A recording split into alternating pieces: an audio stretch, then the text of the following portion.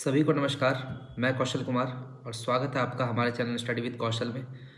आज हम लोग एक महत्वपूर्ण मुद्दे पर बात करने जा रहे हैं। ये मुद्दा है कि 1275 बैच के नवनियुक्त दरोगा को एक कोचिंग इंस्टीट्यूट यानी कि रोशन कुमार झा नामक टीचर ने बुलेट गिफ्ट किया है और 2 लाख रुपए की राशि गिफ्ट की है। ठीक है, तो ये जो बुलेट उन्होंने ग्रहण किया है वो वर्दी पहन के ग्रहण किया है, यानी कि वर्दी पहनकर उन्होंने बुलेट को लिया है। इस वीडियो के रिस्पेक्ट में एक वकील साहब हैं जिन्होंने एक वीडियो वायरल किया है।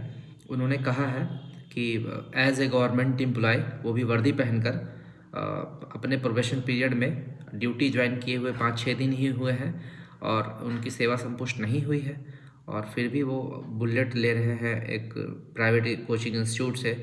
तो ये सरकारी रूल्स के ख़िलाफ़ है और ये भ्रष्टाचार को साबित करता है। ऐसे करके उन्होंने बहुत सारे चीज़ बताए हैं।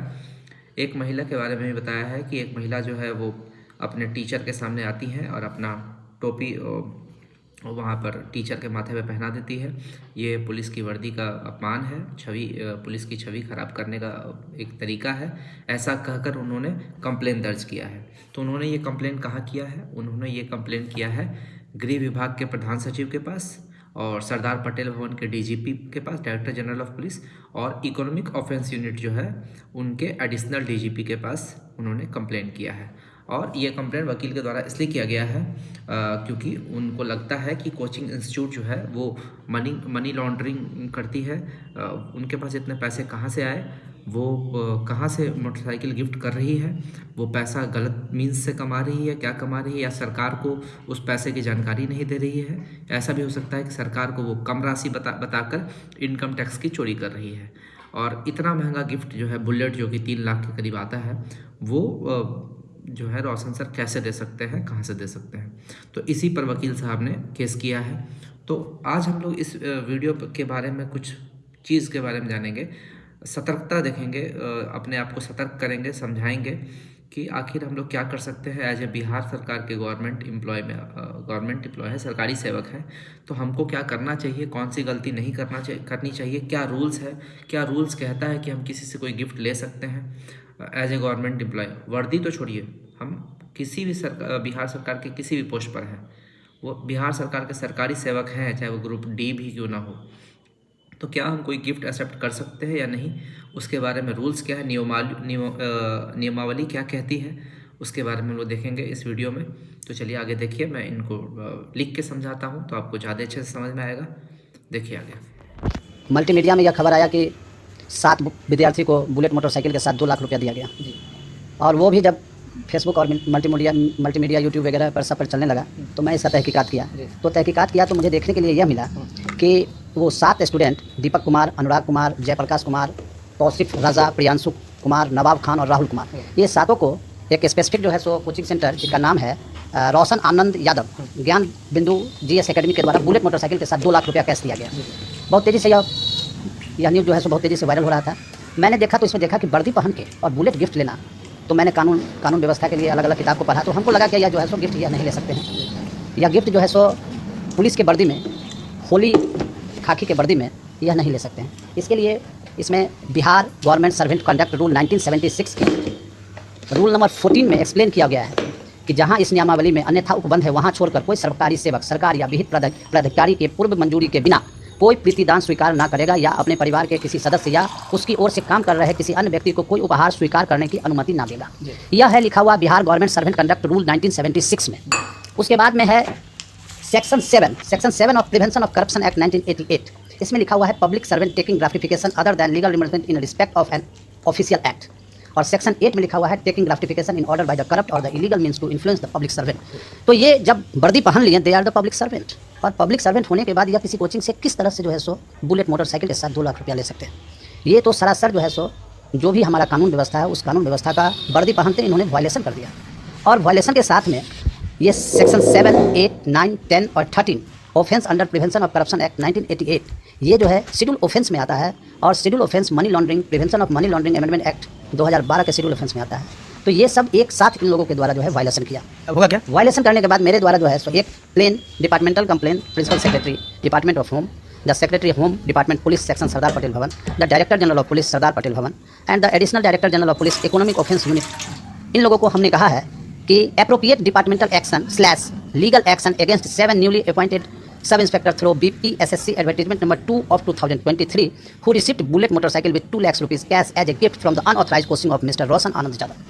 तो हमारा कहना है कि इस तरह से जो है सो इन लोगों को नहीं लेना चाहिए था, और ये आप देख सकते हैं कि ये जो है सो हम अपने पैड पे जो है सो उन लोगों के खिलाफ डिपार्टमेंटल जो है सो कंप्लेंट के साथ में लीगल नोटिस भी हमने जारी किया है कि ये जो एक्ट इन लोगों के द्वारा जो बुलेट लिया गया है और मल्टीमीडिया में चलाया गया है, तो ये वर्दी पहन के कैसे ले सकते हैं? ये साफ अगर आप देख रहे हैं तो ये साफ दिखेगा कि वर्दी में टोपी लगा हुआ है और उन लोगों के द्वारा बुलेट लिया गया है। That is fully violation of the section 7, section 7A and section 8 of prevention of corruption act. और ये सब मनी लॉन्ड्रिंग में भी जाएगा, क्योंकि मनी लॉन्ड्रिंग इसलिए कि कोचिंग संस्थान जो भी पैसा है, उस पैसा जो बुलेट के गिफ्ट में दिए हैं, क्या उनका पैसा यह किस मीन से आया हुआ है? कोचिंग में पैसा जो है सो इतना पैसा, इसका मतलब इन लोगों के द्वारा टैक्स का चोरी किया जाता है। पैसा को जो है सो एक तरफ कह रहे हैं कि 10 रुपये में पढ़ाते हैं, एक तरफ में कहते हैं 500 रुपये में पढ़ाते हैं। तो 500 रुपये में जो पढ़ाई आप पढ़ाते हैं तो इतना महंगा गिफ्ट आप कैसे उपलब्ध कराया?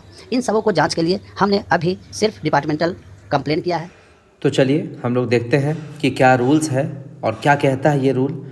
आपको पूरे अच्छे से रूल समझना है, और प्रोबेशन पीरियड जो होता है, जब आपकी नई ज्वाइनिंग होती है, उस समय आपको क्या गलती नहीं करना है, ये पूरे बिहार के सरकारी सेवक के लिए, चाहे वो ASO ही क्यों ना हो, चाहे वो दरोगा क्यों ना हो, चाहे वो सिपाही क्यों ना हो, हर किसी को ये रूल मालूम होना चाहिए कि जब वो प्रोबेशन पीरियड में है तो उसको अपनी सेवा कैसी रखनी चाहिए, अपना आचरण कैसा रखना चाहिए, बिहेवियर कैसा रखना चाहिए, वो क्या गलती करे क्या ना करे जिससे उसकी सेवा पर खतरा हो सकता है। आपने इतनी मेहनत से जॉब लिया है और उसे ईजीली एक झटके में आप गंवा सकते हैं। तो कौन सी गलती करे, कौन सी गलती ना करे, पूरे रूल्स के बारे में अच्छे से समझते हैं। सबसे पहले एक रूल है आर्टिकल 310। ये भारतीय संविधान का अनुच्छेद 310 है। ये आपका प्रोबेशन पीरियड में ये लागू हो जाता है।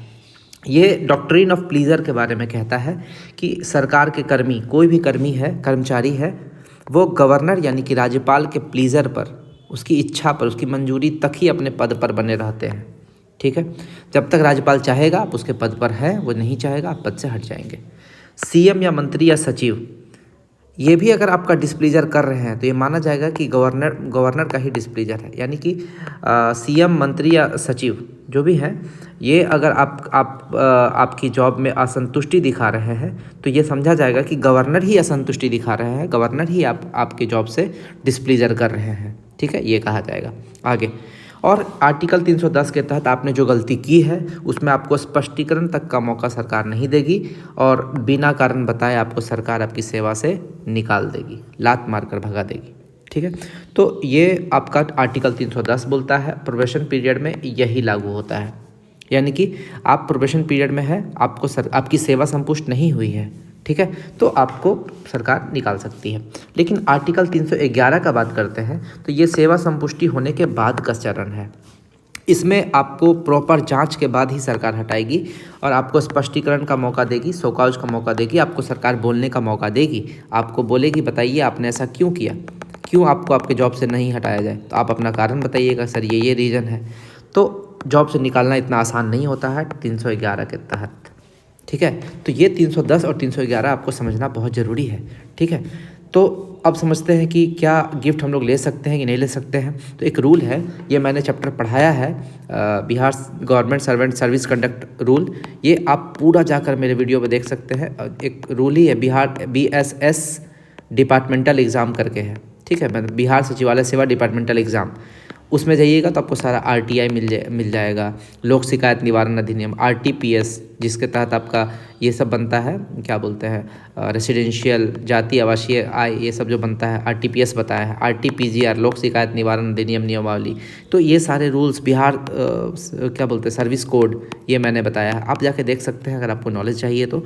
लेकिन आप समझिए कि Bihar government servant conduct rule 1976, इसका रूल नंबर 14 ये बोलता है प्रीति दान यानी कि गिफ्ट पर प्रतिबंध। यानी कि अगर आप गवर्नमेंट एम्प्लॉय हैं तो बिना विहित प्राधिकार की पूर्व अनुमति के, विहित प्राधिकार यानी कि आपके डिसिप्लिनरी अथॉरिटी या आपके ज्वाइनिंग अथॉरिटी या आपके जो सीनियर है जिन्होंने आपकी नियुक्ति की है, उनकी पूर्व अनुमति के बिना कोई भी सरकारी सेवक गिफ्ट ना तो स्वीकार करेगा, ना ही किसी परिवार के सदस्य को स्वीकार करने देगा। यानी कि आप अपनी वाइफ को भी स्वीकार करने नहीं देंगे। ठीक, आगे अब समझते हैं कि क्या हम लोग छोटी राशि एक्सेप्ट कर सकते हैं? तो हाँ, कर सकते हैं। विवाह, जन्मतिथि, अन्येष्टि या धार्मिक पर्व। अगर किसी के विवाह का समय है तो आप 15,000 तक की राशि आप स्वीकार कर सकते हैं। लेकिन इससे ज़्यादा राशि पर होने पर अगर कोई इंसान आपको 16,000 रुपये दे रहा है तो इसकी सूचना आपको विभाग में देनी होगी कि सर मेरी बेटी की शादी है या किसकी शादी है, मुझे 16,000 रुपये 20,000 रुपये गिफ्ट मिल रहा है, क्या मैं इसे एक्सेप्ट करूं? या सूचना दे दिए मैं इसे एक्सेप्ट कर रहा हूं। आप गिफ्ट सूचना देकर आप एक्सेप्ट कर सकते हैं, ठीक है। उसके बाद दूसरा है पदीय संबंध रखने वाले मित्रों से, यानी कि आप जहाँ जॉब कर रहे हैं, ठीक है, उसके बगल में दूसरा आदमी भी जॉब कर रहा है जिसके साथ आप ड्यूटी करते हैं, तो आप उस इंसान से कितना रुपया ले सकते हैं? 6,000 रुपये तक ले सकते हैं और उससे ज़्यादा होने पर आपको सूचित करना पड़ेगा फिर से विभाग में। अन्य किसी भी दशा में, ठीक है, क्लास 1, क्लास 2, क्लास और अन्य किसी दशा में मान लीजिए आप किसी दोस्त से ले रहे हैं तो क्लास 1 और क्लास 2 अगर ऑफिसर है तो वो 3,000 रुपये से अधिक नहीं ले सकता है, और क्लास 3 है तो वो 1,000 रुपये से अधिक नहीं ले सकता है। यही रूल है। तो यहाँ पर क्या था, उन वकील साहब का कहना गलत नहीं है, सही है कि वो गिफ्ट स्वीकार नहीं कर सकते हैं। लेकिन एक बात और है कि वो लोग नए थे इस जॉब में, उनको अनुभव नहीं था, उनको नहीं पता था इन रूल्स के बारे में। मैं भी जब दरोगा में था तो मुझे इस रूल्स का कोई ज्ञान नहीं था, लेकिन अब मैं ये रूल पढ़ रहा हूँ तो मुझे इसके बारे में जानकारी है। तो मैं यही दरख्वास्त करूँगा, यही अनुरोध करूँगा आप सभी लोगों से कि इस वीडियो को बहुत ज़्यादा से ज़्यादा शेयर कीजिए और ये अनुरोध कीजिए उन वकील साहब से कि जो नए नवनियुक्त दरोगा हैं उन पर कोई केस को वापस ले लिया जाए। जो भी है क्या हुआ उस केस में आगे ये तो मुझे पता नहीं है, जिसको भी पता वो कमेंट करके बताएं। लेकिन इतना ज़रूर है कि उन्हें इस चीज़ का ज्ञान नहीं था, वो अनभिज्ञ थे, इसलिए उन्होंने ये किया ज्ञान के अभाव में, या हो सकता है थोड़ा लाइमलाइट में आने की कोशिश करते होंगे, पब्लिक के सामने थोड़ा आएगा, कोचिंग इंस्टीट्यूट अपना ये क्या बोलते हैं प्रभुत्व जमाने के लिए ऐसा कर सकते हैं। तो इसीलिए ये थोड़ा सा अनजाने में हुई है गलती, इनको माफ़ की जाए, यही मेरा रिक्वेस्ट रहेगा। आगे आते हैं हम लोग प्रोबेशन पीरियड के बारे में जान लेते हैं। प्रोबेशन पीरियड क्या है कि आप जिसमें ज्वाइन करते हैं ना उसमें कुछ साल के लिए आपका प्रोबेशन पीरियड होता है, यानी कि ये संभल कर चलने वाला का टाइम होता है। इस समय आपको कोई भी गलती नहीं करना है, आर्टिकल 310 लग जाएगा, आपको बिना रीजन के निकाल देगा, ठीक है। अब अगर एएसओ का बात करते हैं तो एएसओ के लिए प्रोबेशन पीरियड 1 साल, पहले 2 साल था, अभी 2024 से ये 1 साल हो गया है, ठीक है। 1 साल यानी कि 1 साल में आपका सेवा संपुष्ट हो जाएगा, सर्विस कन्फर्म हो जाएगा, ठीक है। और एसआई के लिए 3 साल होता है। हम एसआई के लिए आपको बताना चाहते हैं कि जब तक आपका 3 साल नहीं होगा तब तक आप पीएसआई कहलाएंगे, प्रोबेशनर सब इंस्पेक्टर, ठीक है। और सेवा संपुष्ट इसमें नहीं होती है, किसमें? प्रोबेशन पीरियड में, या इसको आप ट्रेनिंग पीरियड करने का भी पीरियड कह सकते हैं, ठीक। अब देखिए सर्विस कन्फर्म कैसे होगा, आपको 3 चीज़, पहला चीज़ कि सरकार द्वारा पदाधिकारी के इस मामले में योग्य पाया जाना, यानी कि आप जो ये प्रोबेशन पीरियड है ना आपका, यानी कि एएसओ के लिए 1 साल या एसआई के लिए 3 साल, उसमें आप सरकार की नज़र में आप योग्य पाए जाएं, है ना। यानी कि आप किसी कदाचार, अवचार, अनुशासन, भ्रष्टाचार आदि में लिप्त ना हो तो सरकार बोलेगा कि आप योग्य हैं, ठीक है। और ये बिहार सरकारी सेवा आचार नियमावली जो है, इसमें जितने भी नियम हैं उसके अनुसार से आप कोई भी गलती ना करें तो आप सरकार के हिसाब से योग्य है सर्विस कंफर्म होने के लिए, ठीक है। और उसके बाद दूसरा डिपार्टमेंटल एग्ज़ाम जो भी होता है, या बिहार एसआई में जो ट्रेनिंग करते हैं, ट्रेनिंग में पास होना अनिवार्य है, पास नहीं करेंगे तो प्रोबेशनर ही कहलाएंगे, तो डिपार्टमेंटल एग्ज़ाम में पास करना अनिवार्य है। और तीसरा हिंदी टिप्पण एवं प्रारूपण परीक्षा पास करना अनिवार्य है बिहार के लोगों के लिए, ठीक है। ये 3 चीज़ें अगर आप करते हैं तो आपकी सर्विस जो है वो कन्फर्म मानी जाएगी, ठीक है। अब हम लोग समझते हैं कि अगर मान लीजिए आप पर कोई आरोप लगा, ठीक है, मान लेते हैं उन पर आरोप लगेगा उन 7 नवनियुक्त दरोगा पर, तो अगर मान लीजिए कि आरोप लगता है तो उनको अगर प्रथम दृष्टया पहली बार देखने पर अगर वो आरोप प्रमाणित होता है तो उनको निलंबित कर सकते हैं या उन पर अनुशासनिक कार्रवाई करने का आदेश दे सकते हैं। कौन? अनुशासनिक प्राधिकार, यानी कि ज्वाइनिंग अथॉरिटी, जो आपकी ज्वाइनिंग लेते हैं, जो आपका नियुक्ति करवाते हैं, उसी को बोलते हैं अनुशासनिक प्राधिकार। एएसओ का बात करते हैं तो जीएडी यानी कि सामान्य प्रशासन विभाग के मुख्य सचिव या प्रधान सचिव जो बोलिए वो आपके होते हैं अनुशासनिक प्राधिकार। और एसआई के लिए डीआईजी होते हैं या आईजी होते हैं, जहाँ पर डीआईजी नहीं है वहाँ पर आईजी यानी कि उप महानिरीक्षक, ये होते हैं नियुक्ति प्राधिकार। यही उनको क्या बोलते हैं निलंबित का आदेश दे सकते हैं या अनुशासनिक कार्रवाई करने का आदेश दे सकते हैं, ठीक है। जब तक आपका विभागीय कार्रवाई चलेगा यानी कि डिपार्टमेंटल प्रोसीडिंग चलेगा तब तक सेवा संपुष्ट नहीं होगा, सर्विस कंफर्म नहीं होगा, यानी कि आप प्रोबेशन पीरियड में ही कहलाएंगे। उतने दिन तक आप प्रोफेशनल ही कहलाएंगे। ठीक है, एक चीज़ और समझिए, मान लीजिए कि आप एसआई में है और आपका सर्विस 3 साल का है। ठीक है, 2 साल आपने पूरा कर लिया और थर्ड ईयर तीसरा साल जाके आप पर क्या हो लग गया, आरोप लग गया और कोई सज़ा मिल गया, तो वहाँ से फिर 3 साल आपको प्रोबेशन पीरियड झेलना पड़ेगा। ये सबसे बड़ा डिमेरिट है और इस चीज़ को आप समझिए। विभागीय कार्रवाई जब चलती है तो ऐसा हो सकता है कि आपको माफ़ कर दिया जाए। एक तो कंडीशन ये है कि आपको माफ़ कर दिया जाए। ठीक है, माफ़ कर दिया जाए तो बहुत बढ़िया चीज़ है। ठीक है, लेकिन अगर आपको माफ़ नहीं किया गया, दंड दिया गया, तो 2 तरह का दंड दिया जा सकता है, लघु दंड और बृहद दंड। ठीक है, मेजर पेनल्टी और माइनर पेनल्टी। तो ये हो गया माइनर, लघु दंड यानी कि छोटा पेनल्टी। इसमें आपका इंक्रीमेंट रोक सकते हैं, प्रमोशन रोक सकते हैं, निंदन दे सकते हैं, चेतावनी दे सकते हैं। ठीक है, निंदन का मतलब होता है कि आपका 3 साल तक इसका कुप्रभाव रहेगा। ठीक है, इसका इफेक्ट जो है 3 साल तक रहेगा और चेतावनी का इफेक्ट 1 साल तक रहेगा। यानी कि आपको अगर चेतावनी दिया गया है, वार्निंग दिया गया है, तो 1 साल तक आप प्रोबेशन पीरियड में ही रहेगा। 1 साल के अंतर्गत आपको कोई भी इंक्रीमेंट नहीं मिलेगा, कोई प्रमोशन नहीं मिलेगा, सब चीज़ बंद। और निंदन में आपको 3 साल तक बंद, यानी कि 3 साल और बढ़ जाएगा आपका प्रोबेशन पीरियड। तो ये बहुत बेकार चीज़ है। तो आप लोग क्यों करेंगे गलती? आप पीएसआई ही कहलाइएगा 3 साल तक, आप एसआई नहीं होइएगा जब तक कि आप प्रोबेशन पीरियड में है। भाई 3 साल के बाद फिर 3 साल आप पीएसआई में ही हैं, फिर आपको खतरा है कि कभी भी सरकार निकाल सकता है। डर इस बात का है, कभी भी आपको निकाल सकता है। बृहद दंड का मामला समझिए। बृहद दंड में आपका 3 चीज़ होता है, dismissal, removal, compulsory retirement. Dismissal, removal और CRS, DRCRS, dismissal, removal, compulsory retirement. Dismissal का मतलब होता है बर्खास्तगी, रिमूवल का मतलब होता है सेवाच्युति। दोनों में अंतर क्या है? अगर आपको डिसमिस कर दिया गया विभाग के द्वारा तो आप फ्यूचर में कोई भी जॉब नहीं ले पाएंगे, आप बाकी सब पोस्ट जॉब से आपका ख़त्म। ठीक है, फ्यूचर में जॉब लेने की अर्हता समाप्त। और सेवाच्युति अगर रिमूव किया गया तो आप फ्यूचर में, जैसे हो सकता है ना, आप एसआई से मान लीजिए रिमूव किया तो आप दूसरा जॉब निकाल, आप ASO निकाल लीजिए। ठीक है, दूसरा जॉब निकाल लीजिए, लेकिन डिसमिस कर दिया तो आप वो भी नहीं निकाल सकते हैं, आपको फ्यूचर में सब जॉब ख़त्म।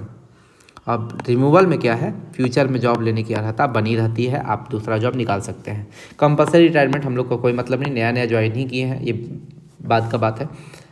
ठीक है, तो ये था आपका रूल्स जो आपको समझना था। तो आप सभी में मैंने जितने भी रूल्स बताए हैं वो आप सभी को अच्छे से समझ में आ गया होगा और आशा करता हूँ कि ये नियमावली सबको अच्छे से समझ में आ गया होगा। जो रूल नंबर 14 मैंने बताया है, इसके और भी नियम हैं। अपनी नौकरी बचाने के लिए इसमें बहुत सारे नियम दिए गए हैं। वो सारे नियम अगर आप देखना चाहते हैं तो मेरे चैनल पे देख सकते हैं। उस नियम में कुछ पॉइंट मैं बता देता हूँ जो बहुत ज़रूरी है। सबसे पहला, हमें सरकार की आलोचना नहीं करनी है। किसी भी बिंदुओं पर जो आपको लगता है कि गलत है वहाँ पर भी आप सरकार की आलोचना नहीं कर सकते। दूसरा, सरकार के विरुद्ध आप हड़ताल नहीं कर सकते, आप हड़ताल में शामिल नहीं हो सकते। तीसरा, आप चुनाव में खड़े नहीं हो सकते। ठीक है, और आप किसी पार्टी को वोट देने के लिए उकसा नहीं सकते या किसी पार्टी के तरफ चुनाव प्रचार प्रसार भी नहीं कर सकते। आप मान लीजिए कि बीजेपी हो, कांग्रेस हो, किसी भी पार्टी के तरफ से आप किसी को वोट देने के लिए आप सपोर्ट नहीं कर सकते, क्योंकि आप एक गवर्नमेंट एम्प्लॉय हो। आप 24 घंटे के लिए गवर्नमेंट के लिए आप नियुक्त हुए हो। आप कार्यस्थल पर दारू नहीं पी सकते, मादक द्रव्य नहीं पी सकते, कोई नशीला पदार्थ का सेवन नहीं कर सकते, ये भी रूल कहता है। और कहता है कि आप दहेज नहीं ले सकते, ना दहेज दे सकते हैं। आप किसी से दान नहीं ले सकते, प्रीतिदान आप किसी से नहीं ले सकते, उसके बारे में आपको भाई बता दिया है। आप चंदा की उगाही नहीं कर सकते। ठीक है, किसी भी चीज़ के लिए, अब मान लीजिए कि कोई NGO है, उसके लिए आप चंदा की उगाही आप नहीं कर सकते। तो ये सारा चीज़ आपका government servant rule, service conduct rule आपका बताता है। ठीक है, और एक और इसमें रूल है कि आप अपना ओपिनियन मीडिया में नहीं दे सकते। आप न्यूज़पेपर या बुक वगैरह पब्लिश नहीं कर सकते जिसमें सरकार की आलोचना हो या किसी भी तरह का कोई चीज़। ठीक है, तो हमारे एक IPS थे बिहार के, अमित लोढ़ा सर, शेखपुरा में थे शायद। ठीक है, तो अमित लोढ़ा सर की एक बुक आई थी, बिहार डायरी, और उसी पर एक वेब सीरीज़ आपका चालू हुआ था, खाकी नाम की वेब सीरीज़, जो नेटफ्लिक्स पर काफ़ी फेमस हुई थी। तो ये जो बुक थी बिहार डायरी और ये वेब सीरीज़ की वजह से उन पर और उनके पूरे फैमिली पर विभागीय कार्रवाई चली थी, सस्पेंड भी होना पड़ा था।